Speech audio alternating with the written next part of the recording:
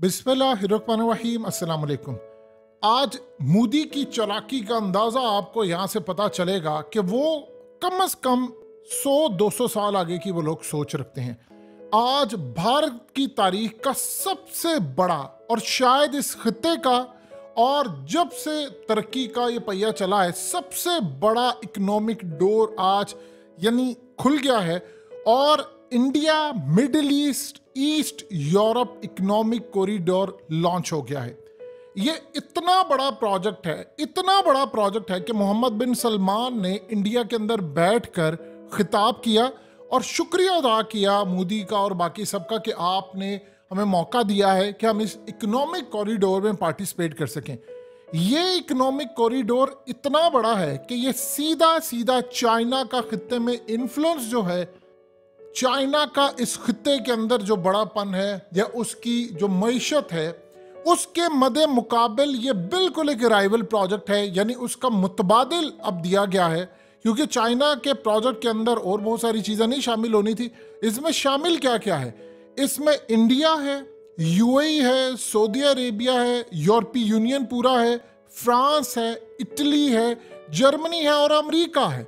अब होगा क्या कि अंडर सी यानी समंदर के अंदर केबल्स बिछाई जाएंगी, पूरी रेल चलेगी, जो एनर्जी, डेटा, सामान इंडिया से लेकर यूएई दुबई जाएगा, दुबई से आगे ये सऊदी अरब, फिर सऊदी अरब से आगे ये दीगर ममालिक और होता होता ये यूरोप, फिर आगे अमेरिका, यानी पूरे का पूरा वर्ल्ड टच करता हुआ जाएगा। और ये इतना फास्टर होगा, इसमें खरबों डॉलर्स की इन्वेस्टमेंट होने वाली है। इतना बड़ा ये प्रोजेक्ट है, इतना बड़ा प्रोजेक्ट है कि चाइना का जो BRI प्रोजेक्ट है और जिसका एक फ्लैगशिप प्रोजेक्ट CPEC है, ये उससे कम से कम 2-4 हजार गुना बड़ा होगा। अब असल में आज इंडिया ने काम ये किया था कि G20 समिट हो। अब आपको समझ आ रही होगी कि शी जिनपिंग क्यों नहीं अटेंड करने के लिए आए। जाहिर सी बात है, आपकी आंखों के सामने इतना बड़ा जो प्रोजेक्ट है वो लॉन्च हो रहा है। देखिए दुनिया जरा देखिए, एक तरफ यूएई और सऊदी अरेबिया, जितनी तरक्की आपने देखनी, आप इन मालिक में चले जाएं, आपको पता चल जाएगा इनकी इकोनॉमिक पॉलिसी ने इनको कहां से कहां उठाया। दुबई को आप देख लें, सहरा था, सहरा आज दुनिया का सबसे ज्यादा पुरअमन मुल्क वो है, वहां पर उन्होंने शाहकार खड़ा कर दिया। अब नाम ले, आपको बुर्ज खलीफा का आप नाम ले, इवन इमेजिन कर ले कि शाहरुख ने अपनी फिल्म जो है उसकी प्रमोशन करनी होती है, वो कहीं नहीं जाता, वो अमेरिका नहीं जाएगा, वो भारत से बाहर अगर कहीं जाता है वो एक ही जगह पर बुर्ज खलीफा के ऊपर अपने फिल्म का प्रोमो चलाता है और सारी दुनिया में खबर चल जाती है। ये वो सहरा था, यहाँ पर इसकी मट्टी के ऊपर कंस्ट्रक्शन ही हो पाती थी, ये इतना मुश्किल था। उन्होंने वहां पर एक ऐसी बिल्डिंग खड़ी कर दी है कि शाहरुख हो या कोई हो, आज शाहरुख की फिल्म ने 130 करोड़ रुपए से ज्यादा सिर्फ एक दिन में कमाया है, सिर्फ एक दिन में। और सूरत हाल ही है कि 1500 करोड़ का उसने इंडियन रुपीस का बिजनेस करना है, यानी पाकिस्तानी को करीबन आप समझ ले 5000 करोड़ से ज्यादा का उसने बिजनेस करना। बताइए 5000 करोड़ एक फिल्म बिजनेस कर रही है। अब जो सूरत हाल पैदा हो रही है वो असल में बहुत बड़ा ये ब्रेक थ्रू है। अरब ममालिक के चाइना से भी बड़े गहरे ताल्लुकात है, इंडिया से भी बड़े गहरे ताल्लुकात है। देखिए अब मोहम्मद बिन सलमान काम क्या करे, उन्होंने इन्वेस्टमेंट करनी है। वो मोदी के सामने बैठे हुए थे, उन्होंने सारे लीडर्स थे, सबके साथ उन्होंने बड़ी अनाउंसमेंट की। अब वो इन्वेस्टमेंट करे, उनके पास है पैसा।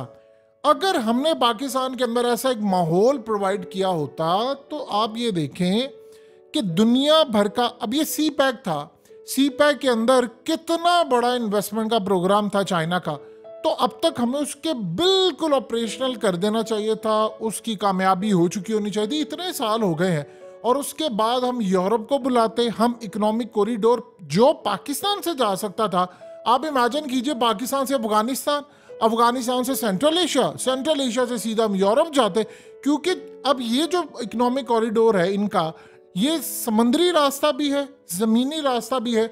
हमारे पास जो खित्ता है वो इतना जबरदस्त है कि आप सीधा अफगानिस्तान जाते, अफगानिस्तान से आप आगे जाते, यानी ईरान को भी अगर हम शामिल कर ले तो उसके बाद हम सेंट्रल एशियन कंट्री और सीधा यूरोप और आगे अमेरिका भी जा सकते थे।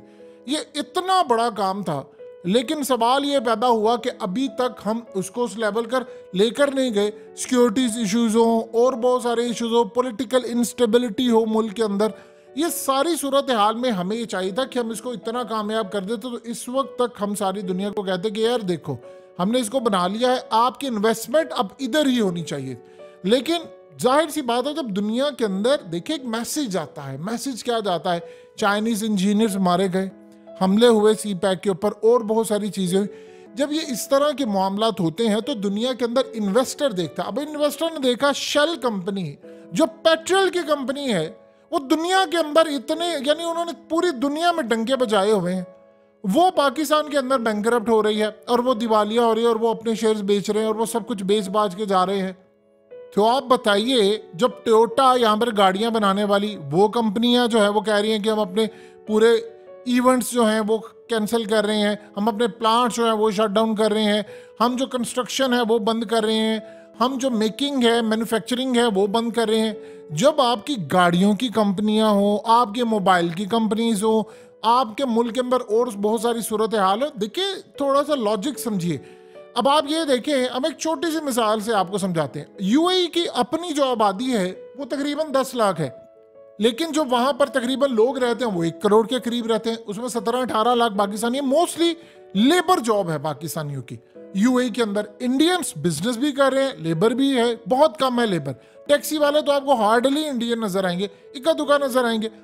वहां पर अब क्या सूरत हाल है, उन्होंने दुनिया के तमाम बड़े ब्रांड्स, चाहे वो स्टारबक्स हो, चाहे वो आईफोन के जो खास तौर पर डीलर्स हैं, वो सारे के सारे उन्होंने लाकर वहां पर बिठा दिए। दुनिया का हर बड़ा ब्रांड, हर तरह का उन्हें लाकर बिठा दिया। अब हुआ क्या है, वहां पर लोगों की बाइंग पावर ज्यादा वो खरीद सकते। आप ये देख लें, लाहौर की आबादी 2.25 करोड़ के करीब है और वहां पर टोटल पूरी आबादी एक्सपेक्ट मिलाकर 1 करोड़ बनता है जो गैर मुल्की काम करने के लिए आए। तो बाइंग पावर वहां पर क्या है, हमारा टैक्सी वाला यहाँ पर 60-70 हज़ार नहीं कमाता और वहां पर वो 4 लाख तक कमा लेता है। तो फर्क तो आपको नजर आता है ना, फिर इसीलिए तो हमारे ज्यादातर वहां पर चले गए हैं। इसी तरह पूरी दुनिया के अंदर जो है वो बाइंग पावर जब आपकी होती नहीं है। अब 25 करोड़ की आबादी है, यहाँ अगर स्टारबक्स आ जाए, यहाँ आपके और बड़े ब्रांड्स आ जाए, आईफोन आ जाए और यानी मैन्युफैक्चरिंग भी शुरू हो जाए, जो कि शायद अगले 40-50 साल तक तो नजर नहीं आ रही, लेकिन अगर हो जाए तो फिर बताइए खरीदार कौन है? पाकिस्तानी के पास है, वो कहते हैं जहर खाने को हमारे पास आना नहीं है, हम तो वो इतने पैसे नहीं है हमारे पास हम खा सके, तो वो कैसे होगा?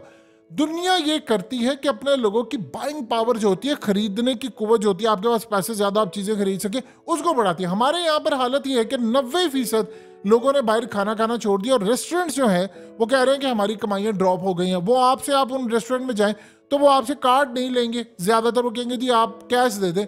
आप पाकिस्तान में उबर, करीम, इन कंपनीज को आप देख लें, आप वो ड्राइवर आपको कैप्टन पहले ही कह देता कि भाई ये कैश की राइड है या कार्ड की है, आप उसे कहते हैं कि कैश की नहीं है, वो इवन के समझ ट्रिप ही कैंसिल कर देता है। जब ये आपको क्या लगता है कि जो इन्वेस्टमेंट करने वाली कंपनीज हैं या ममालिक है वो ये चीजें नहीं देख रहे? उन्होंने दुनिया भर में एक्सपर्ट्स रखे हुए हैं, सोशल मीडिया पर ग्राउंड के ऊपर उनके लोग काम करते हैं।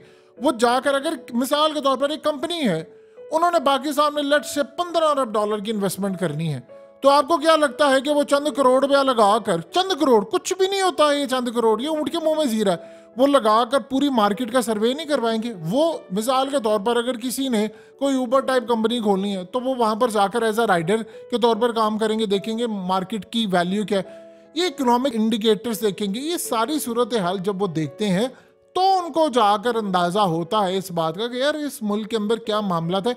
अब आप बताइए, इंडिया ने चांद पर लैंड किया, उनके पास पैसा आ चुका है, वो पैसा आने के बाद वहां रिसर्च सेंटर्स बन रहे हैं, तो इकोनॉमिक कॉरिडोर है, उनके पास पैसा, वो चीजें वो करें। ये वो वजह है कि अब उन्होंने चाइना का राइवल सी पैक का मुतबादिल एक प्रोजेक्ट लॉन्च कर दिया है और ये इतना बड़ा प्रोजेक्ट है, इतना बड़ा प्रोजेक्ट है कि आप सोच ले हिस्टोरिकल प्रोजेक्ट है, और वो इस सारी सूरत हाल में उन्होंने पूरी दुनिया के ममालिक को इसमें अब शामिल करना है। अब इस सूरत हाल में देखिए, कल को ऐसा होता है कि चाइना, देखिए याद रखिएगा जो बड़ी ताकतें होती हैं वो आपस में जंगें नहीं करती, ये अब असूल बन चुका है दूसरी जंग अजीम के बाद। इवन के ये यूक्रेन की जो जंग है, अमेरिका अभी तक बराह रास्त उसने कोई जंग की है रशिया से, चाइना के साथ अमेरिका ने की, अभी तक नहीं कोई की।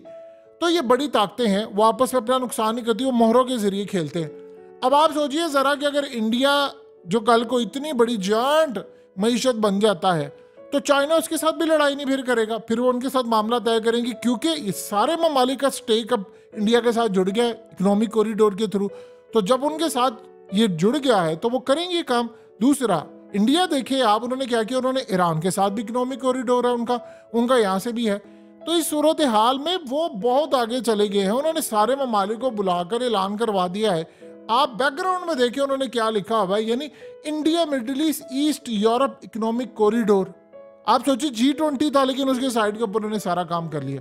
तो ये चीजें समझने वाली हैं, इंडिया ने कितना बड़ा आज मेगा प्रोजेक्ट लॉन्च किया और इतनी बड़ी कामयाबी है कि इस कामयाबी को समेटते समेटते उनको शायद 100 साल लग जाए, इतनी बड़ी कामयाबी है।